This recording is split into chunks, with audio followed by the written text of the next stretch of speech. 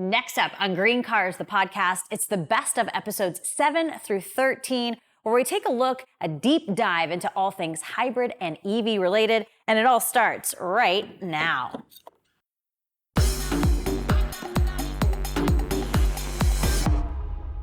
Welcome to Best of GreenCars The Podcast, Part 2. I'm Trish Close. And I'm Dave Nichols. Today we look back at a bunch of episodes and find out about things like charging challenges and lots of them. Right. We also take a look at our interview with EV advocate Paul Scott. Great interview. Great. Super good. Super passionate guy. And take a look at rise of the hybrids. And speaking of hybrids, we find out about hybrid buses.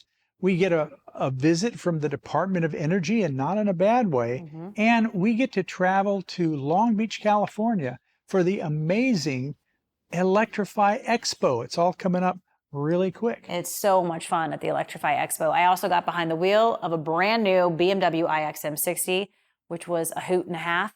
And then you celebrated Earth Day the Green Cars way. I did, and it was fun. A lot of stuff we have to cover. Let's check it out. Today we're going to dive into the tumultuous world of charging stations. When they work and charge your EV, they're great. But when they're not working 100%, well, it's frustrating, and it's a big reason that people are staying away from buying an EV. We're hoping to answer some questions about charging stations in general, and Trish, I know that you've had some experience with this. A little bit. When I was driving the Ford Mustang Mach-E, as many of us know, I did have some range anxiety, but then I had that charging anxiety. I wasn't quite sure, where to charge it, how to charge it, and they're not as easily to spot as maybe a gas station, right? You have to do a little bit of research. And then a lot of times when I pulled up to these charging stations, they were broken or they were slower than I anticipated. So yes, a lot of headaches involving charging stations, and I get it. It's frustrating. Wall Street Journal reporter Joanna Stern recently posted an article, and she did her homework, visiting more than 120 EV chargers in the Los Angeles area. And she lists the top 3 reasons why they're broken. This was pretty ugly. Many of the chargers she rolled up to were broken, or they didn't connect to the vehicle, or they didn't accept payment. So basically, yes, they did not work. And keep in mind, Los Angeles County has more DC fast chargers than any other place in the country. Right. And the reporter tested nearly 130 chargers and found that there were problems with about 40% of them. Jeez. That may have something to do with the fact that in some cases, the charger has trouble communicating with the EV. In her particular EV, this is one she borrowed. It was a brand new Rivian R1T, which had the latest software, and that may have played into the problem. Right. They weren't talking to each other. Yes. Okay. Yeah, one of the main problems she encountered was that the chargers were just tagged as being out of order. Out of 126 that she tested, 27% said they were out of order. Yikes. Now, I don't math, but that cannot be good. How do you just not give up at that point, right? Well, our producer suggests we all just go back to skateboards. But as I understand, you were a founding member of Plug in America? Right. Well, right after we got the car, we found out that there were, a couple of thousand people in California who were driving these cars. And there was a big political fight going on at the time, and we joined in right away, started organizing people because we found that the car makers were taking the cars back and literally crushing them. So a fellow by the name of Chris Payne had his EV1 taken back, and he said, I'm going to make a documentary about this because this is wrong what they're doing. So we started collaborating with him. Whenever we were going to put on a protest, we called Chris, and he'd show up with a camera and start filming it. And over about 3 years, he made a film called Who Killed the Electric Car? I'm not sure about you, Dave, but I feel like we should bring in our expert today to flush some of this out for both of us. let's do it. And that expert would be Paul Scott. Hello, Paul Scott. We're so excited to have you here with us today. Well, and so you're involved with this group trying to tackle charging station challenges. Tell us a little bit about that. Yeah, so Santa Monica has been very proactive in all kinds of environmental areas. When I got my electric car in 2002, there was already several chargers around town, and they were all free. They were installed by the city, and they were all level 2. Back then it was called small paddle inductive. And you had this paddle that you pulled out of the charger. It made this squeaking noise that we all knew very well. And you put it in the front of your car and you were charging at 6 kilowatts. And there were like maybe 200 or 300 of these cars around California. And that was basically all the production electric cars in the world at that time. So the city was very good, as I say, in installing these chargers. And then over time, as new electric cars started coming out, like a full decade after that, they started increasing the number of chargers. And then they had somebody appointed at the city, an employee whose job it was to do that.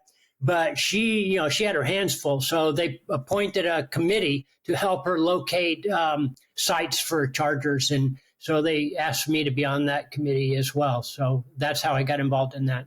Now, you talked about this a little bit, but let's go back to that documentary that you were involved in with our good friend, Alexandra Paul. What was it like being involved with that, really this fight to save the EV?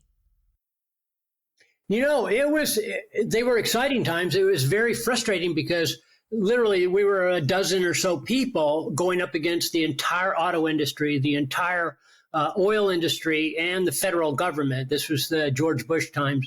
And so it was very frustrating because we didn't win a lot. We lost basically every time. But what we did do is we got the word out that there were viable electric cars available, at least they had been available, and they were being taken back by the manufacturers and destroyed because the car makers did not want to make these cars. And the state of California had basically forced them to. So they overturned that law that forced them to make the electric cars, and they took them back and crushed them. And then Chris made the movie about it. And we were telling anybody who would listen about this, and we had a few thousand people listening to us. But when Chris's movie came out in 2006, all of a sudden, hundreds of thousands of people heard about this, either saw the movie in the theater or got the DVD afterwards. And I was going around for years afterwards, taking the DVD to colleges, universities, schools, anybody who would play it. And then I would do a question and answer afterwards. So I saw that movie a lot. But that's what got the word out. Today, we talk about a success story that's over 100 years in the making. I'm talking about the popularity of hybrid and plug-in hybrid cars. Sounds like this episode should be called Ode to the Prius. It could be called that, yes. But since a hybrid car is basically any vehicle that runs on two sources of power, usually including a powertrain that combines a gasoline engine and an electric motor, the first hybrid electric car was actually invented by Ferdinand Porsche in 1899. Wow, 1899. The Ferdinand Porsche. The very same, okay. Yes. Our producer thought that we're talking about the flower-sniffing bull. But no, this Ferdinand is the founder of Porsche, and his hybrid was well received. But then Henry Ford's Model T appeared in 1904. It was cheaper, and it won out. In fact, hybrid cars didn't really reemerge until the oil embargo of 1973, which spiked gas prices. And in those days, 85% of Americans drove to work every day. So soaring gas prices was kind of a big concern. And we've said this before on this podcast, hybrids really are the gateway to electric vehicles. Right. And consumers are buying them in big numbers. Last year, plug-in hybrid sales reached an all-time high of over 250,000 units. Wow. In fact, hybrid vehicles made up over 16% of light-duty vehicle sales in 2023. So 2 types of vehicles here, the hybrid, the plug-in hybrid. What's the real difference between the two? A hybrid is a small electric motor and electric traction battery that supplements the small gasoline motor to produce gasoline mileage for better fuel economy, so much better gas mileage. The EPA tells us, for instance, that a standard Prius LE gets 54 miles per gallon in the city. Wow, that's crazy. On the other hand, a plug-in hybrid such as a Prius Prime or a RAV Prime has a total range of, say, 600 miles, but it can go 44 of those miles on electric power only. Well, and as we know, the average American travels for the most part fewer miles than that. Oh, yeah. Right now, the national average is 30.1 miles per day. Trish, did you know that the Rogue Valley in southern Oregon has public transportation in the form of hybrid buses? Like a really big Prius? Not exactly. Wait until you find out what they use for fuel. Okay. My name's Nick Black. I'm RBT's Fleet and Facilities Maintenance Manager. Been with the district going on 18 years next month. So let's get into the CNG bus a little bit more as far as the specs, like what type of bus it is. And you said a 500-mile range. So can you say kind of anything more that, maybe the bus nerds would really like? So behind me is a brand new 2023 Gillig 35-foot CNG bus. We took delivery of it in December and put it in service about 3 weeks ago. It's manufactured by a company called Gillig, located in Livermore, California. 100% American-made bus. It's powered by a Cummins L9N engine and a Allison B400 transmission. Weighs about 32,000 pounds and transports 32 people. So then as far as the clean natural gas, can you explain that a little bit on how that's, put in the vehicle and how the vehicle, just explain a little bit more about CNG? Yeah. So compressed natural gas we run the same natural gas that's underground that, operates your stove at home. We have an on-site compressor that takes it from about 7 PSI up to 3,600 PSI. And then we direct fill our vehicles with that, giving us about a 500-mile range off of a charge. Okay. It's a really clean burning fuel and very economical for us to operate as well. And maintenance on an EV really is a lot different from a gas car, right? It is, yeah. We're all used to servicing a traditional gasoline vehicle.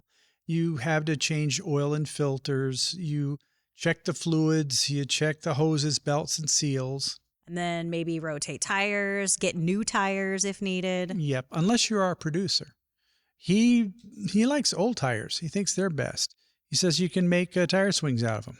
That sounds like him, but I agree. Well, he's not wrong. But let's please get back to electric car service. EVs don't have engine oil, so there's no need for oil changes. Regenerative braking means that your brake components last a lot longer. For instance, EV brake pads last up to 100,000 miles before they need to be replaced. Wow, that's incredible. Do electric cars even have fluids? Well, most of the time the transmissions have 2 gears, forward and reverse, though some high-end EVs have 2-speed transmissions. But there's gearbox fluid that you have to change every 80 to 120,000 miles, Okay. depending on the car make and model. Okay. You still have to check the brake fluid occasionally, but not nearly as often as in gas cars. And the steering is electrically assisted, so there's no power steering fluid to change. All right. There's got to be some kind of fluid that we need to top off. Come on. There is. Okay. The battery has a cooling system, and the coolant needs to be checked occasionally. You still have to add windshield wiper fluid. Windshield wiper fluid, really? Yes. So that'll give you something to do. I need something to do. Well, this is going to be a very short show then, Dave, if that's all the maintenance that an EV needs. Action. Out the latest EV news. Oh, sorry, just listening to Green Cars, the podcast. We are shooting episode 10 today, which is all about servicing EVs. We have an interview with Tony Foley, who's an EV service technician from Portland, BMW. Fascinating interview. Plus, speaking of BMW, I get behind the wheel of a new BMW iX M60. So much fun. Tune in to episode 10. You can listen to it wherever you like to listen to podcasts. You can also watch Green Cars, the podcast, on our YouTube channel at Green Cars HQ. Well, and don't forget to get all the answers to all your hybrid or EV questions. All you have to do is go visit greencars.com. And that's what's up, which brings us to our interview with EV technician Tony Foley. Yeah, Tony Foley is a diagnostic and iCar technician from BMW Portland. Tony, we're so excited to have you on the podcast today. Thanks for being with us. No problem. Thanks for having me. So, Tony, tell us a bit about yourself. I understand you work on BMWs specializing in their electric powertrains. Right. So I've been with BMW now a little over 10 years. Really started specializing in their electric powertrains back in 2014 when they were just starting to come out with some hybrid models. We didn't have anything fully electric when I first got into it, but the i3s were coming out shortly after. So really kind of hit the ground when the i3s launched, already ready to start working on them. but it was definitely a steep learning curve. But now it's everything I could want and more. It's a lot of fun. It's a very challenging environment. It's constantly evolving. As far as challenges go, have you faced certain challenges working on EVs that necessarily maybe didn't exist working on ICE vehicles? Yeah, a couple that come to mind with that is charging issues. That's one of the big things that has been kind of tricky to nail down for working on an electric vehicle is customers that are having problems charging their car. A lot of times it's an intermittent problem. And when it happens, they're not at the dealership. They may not even be at home. They may be at a public charger. They plug in and the car won't charge. So now we have to deal with the separation between, is it a car problem or is it a charger problem? And a lot of times we don't have the charger to test. So that kind of makes it difficult to consistently reproduce these problems and to really narrow down, do we have a problem with the car, or was this a problem with the charger, or say an environmental problem even? The last person dropped the connector in a puddle and it was now full of mud and gunk and it couldn't plug in all the way. I recently experienced an EV that can park itself. And Dave, I'm going to say it's bananas. It's crazy. You must be talking about your road test of the BMW iX M60. Yes. My favorite playlist. There are, get this, 30 strategically placed speakers within the car. 30! Some even live in the seats for the full experience. There are so many safety features in the car, which is great, but I was really loving the car's parking assistance feature. In reverse, it asks you if you want front parking assistance or reverse parking assistance. You pick and then really sit back, let the car do the dirty work for you. This may go without saying, but the car is fast, super duper fast, and that comes in handy when you're trying to get on the freeway or past cars. It does it all with ease, all while keeping in line with a smooth, comfortable ride. I'm not sure I got enough time to explore all the incredible features that come with the iX, but again, combining the latest technology with all the luxury that simply comes with a BMW is why this is the ultimate driving machine. Great story, Trish. Thank you. And that brings us to our interview with Austin Brown, Director of the Vehicle Technologies Office with the Department of Energy. Austin, we're so excited to have you with us today. Yeah, it's a pleasure to be here. Thank you so much for the invitation. We're going to dive on into the basics here. Vehicle Technologies Office supports a variety of work to lower the cost and increase deployment for plug-in hybrids and EVs. Why should people be interested in these particular vehicles? Thank you. Yeah, the short answer is lots of reasons. Electric vehicles are already more affordable in the long run, so over the life of the vehicle. They offer really great performance. People, once they drive them, it's tough to go back. They're increasingly for everybody, and they're creating enormous economic opportunity in the United States. Let's talk about charging. We understand the Biden-Harris administration recently announced $46.5 million to enhance EV charging reliability and to grow the clean energy workforce. Tell us how this will help EV charging performance. Yeah, so we are seeing a really extraordinary growth now in public electric vehicle charging. We have an administration goal to get to a national network of 500,000 public EV charging ports by 2030, and we're well on track to get to that potentially even early, in part because of the major investments we're making. So you mentioned the $46.5 million. This is a big and exciting piece because it's focused on reliability and workforce. With reliability, many of the early chargers that have gone in over the past couple of decades just aren't holding up as well as we need them to.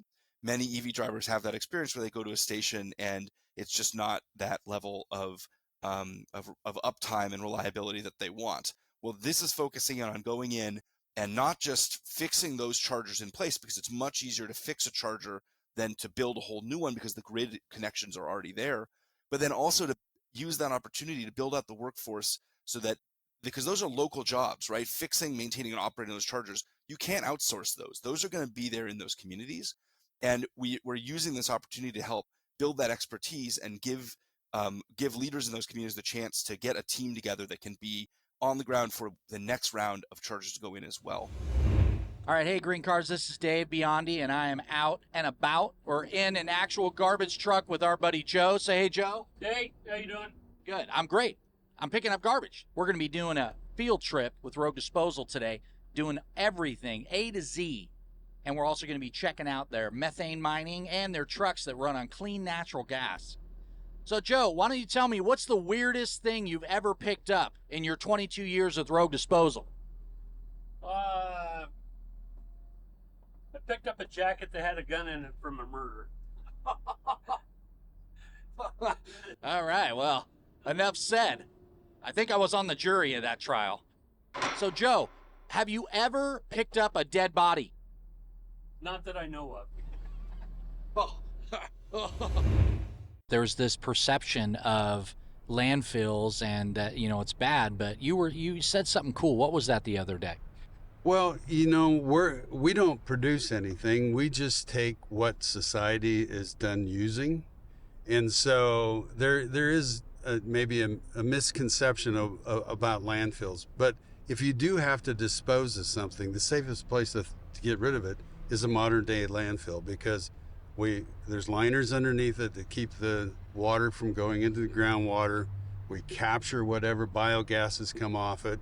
And then when we're done, we cover it, with dirt and a final cover. So we really are sort of a repository, and it's the safest place for stuff to go when you're done using it.